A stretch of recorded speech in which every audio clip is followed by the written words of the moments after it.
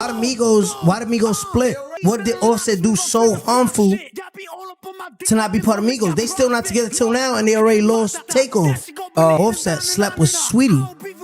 That's why the Migos fell out. When 6ix9ine opens his mouth, the internet listens, not because he's always right, but because he rarely speaks without shaking an entire room.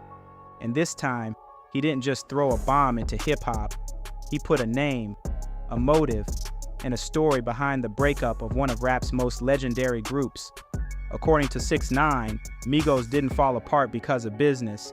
They didn't separate over contracts, labels, money splits, or creative direction. No, the reason he claims is way more personal, way more messy, way more damaging. He says Offset slept with Saweetie, the woman Quavo had been publicly connected to for years.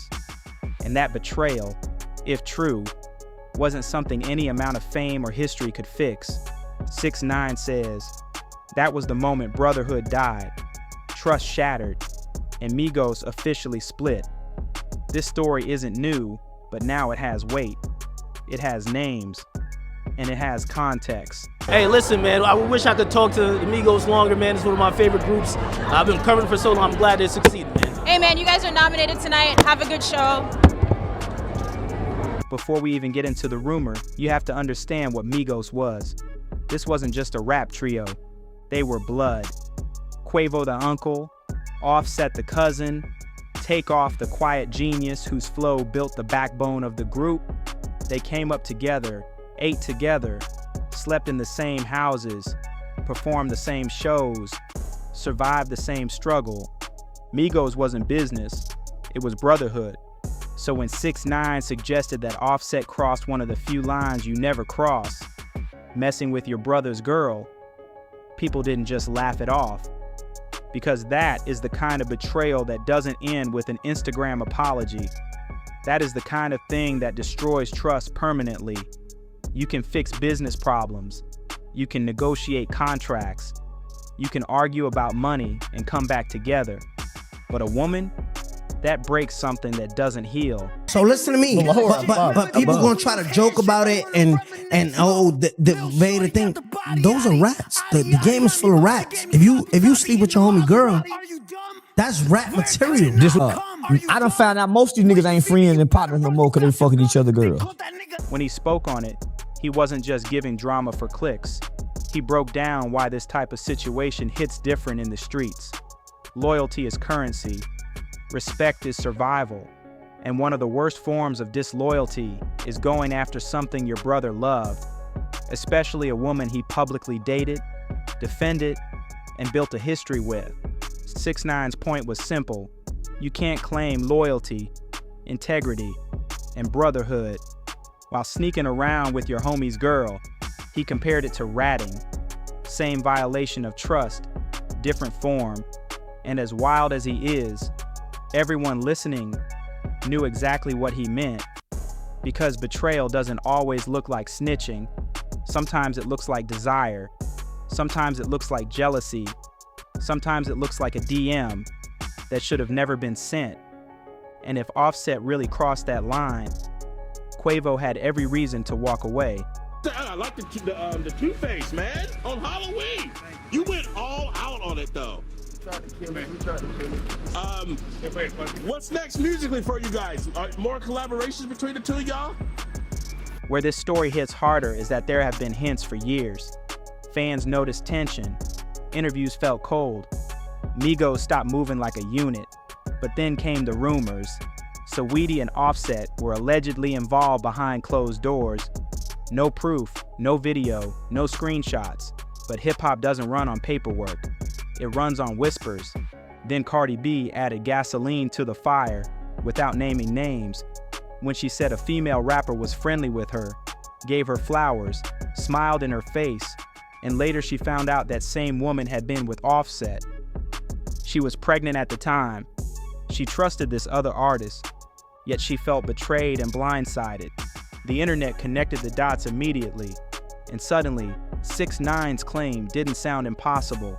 It sounded like the missing piece. Some artists that you would like to collaborate. Look at, look at this guy.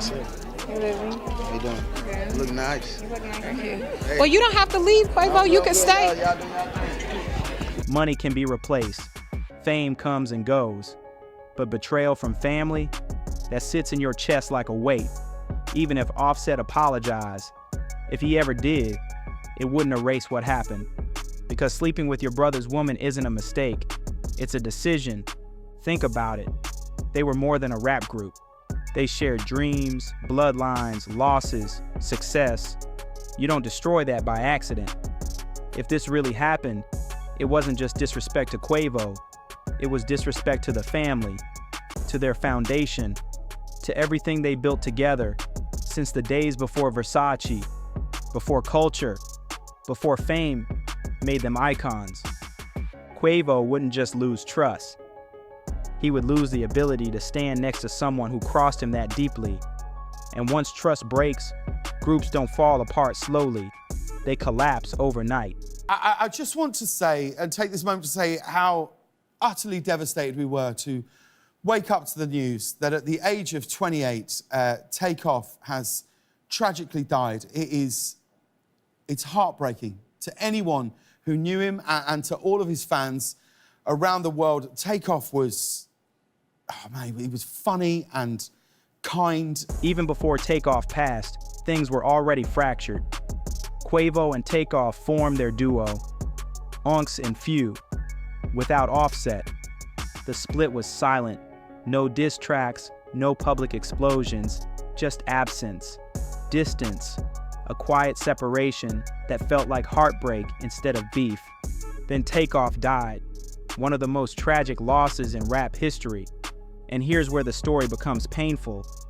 Even after his death, Offset and Quavo still didn't repair things fully. If your brother dies and you still can't stand beside the person you once shared everything with, something deep broke inside that family, something permanent, something beyond business. And 6ix9ine says that something was a woman. Was there truth to you and Sweetie? No, man. It was a rumor, man. And I feel like it was something deeper than that for the split of me and bro. People in the industry talk, DMs leak, producers hear things, stylists overhear things, rappers know things before blogs ever do, and what's whispered behind the scenes usually becomes public years later. But when the rumor involves a superstar couple like Offset and Cardi, and a high-profile woman like Saweetie, and one of the greatest rap groups of a generation, nobody wants to be the first to stamp it as fact. 6ix9ine doesn't care about that. He says names loud. He points fingers. He throws gasoline instead of water. And whether you love him or hate him, one thing about him is consistent. He doesn't speak without shaking the room. So when he says this is what broke Migos, people didn't brush it off. They leaned in, because it sounded like the truth we all suspected, but nobody with a platform wanted to say, until he did. I think that was just like a thing that was a bug that I heard. I think people was trying to tear my situation down in that situation. Mm-hmm. And you think there were business people that were plotting on you both? For sure. Cheating on your partner is one betrayal. Cheating with your cousin's ex is another. But cheating when you're in a group dependent on unity, that destroys an empire. Fans wonder why Quavo never fully reconciled, why Migos never reformed, why culture never continued. And this theory explains all of it. Offset didn't just hurt Cardi. He didn't just disrespect Saweetie. He violated Quavo. He jeopardized the group's future, the legacy they built, the brotherhood generations loved. And when that trust snaps, what do you fix first? Your marriage or your music family? Offset chose his wife. Quavo chose distance. Takeoff became the bridge they could never cross again. No hit song could repair that. No reunion tour could heal that. Not even death fixed it. That's how deep betrayal runs when it involves love. Migos disbanded in 2023. Mm-hmm. When did it really start to fall apart? It wasn't Obviously really. Before then. I think things on the business side wasn't turning to my favor. I wanted. You know, I got kids. You know what I mean? I got kids, family. And I'm just getting older and more smart, paid more attention to my money, my finances, and felt like I wanted a bigger piece. Sure. Not from them, but from the business. Yeah, from I the get it. business. Yeah. You know what I'm saying? Yeah. And also, like when the business get in the way, it slows down creativity. I'm growing up as an artist, and I think I made the decision to go solo because I just felt like during the time and the situation, not with the boys, I wasn't getting along with the business because I was trying to change things, and it was like putting my back against the wall kind of. So I was just like, you know what, I'm gonna try to do my own thing. Quavo never confirmed it. Offset never denied it. Saweetie stayed silent.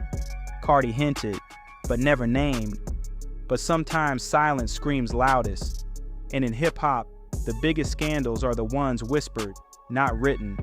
The things that cause real breakups don't come with TMZ headlines. They come with distance, unfollows, solo projects, and the kind of pain that doesn't need a microphone to be real. Migos was more than music, it was family, until family became the womb. Whether you believe 6ix9ine or not, you can't deny one thing. Something happened behind closed doors, and it was powerful enough to end one of the greatest groups in modern rap history.